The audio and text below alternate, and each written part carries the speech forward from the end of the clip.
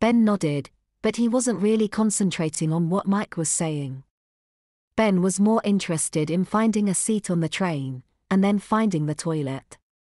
It was Monday night, and they'd just been to see a production of Twelfth Night by the Royal Shakespeare Company in Stratford-upon-Avon.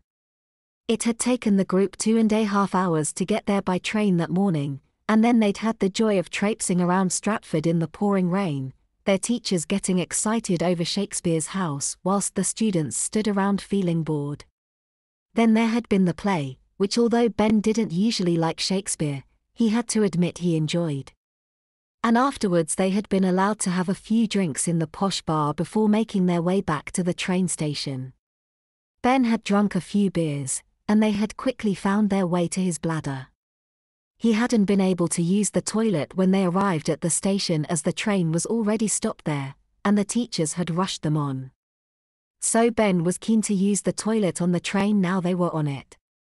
There was only one carriage on the train, and with a group of 41, plus 5 teachers, the sixth formers took up most of it. Luckily, there were only 2 other passengers on the train. Ben sat down next to Mike, with Gabby and Chloe sitting facing them.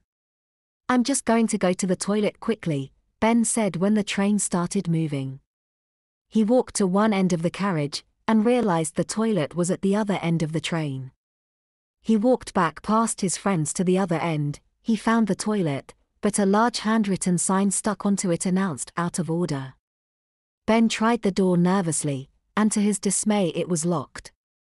This train journey was going to be 2.5 hours long. He wasn't sure he could wait that long, and he wished he'd gone to the toilet before they left the theatre.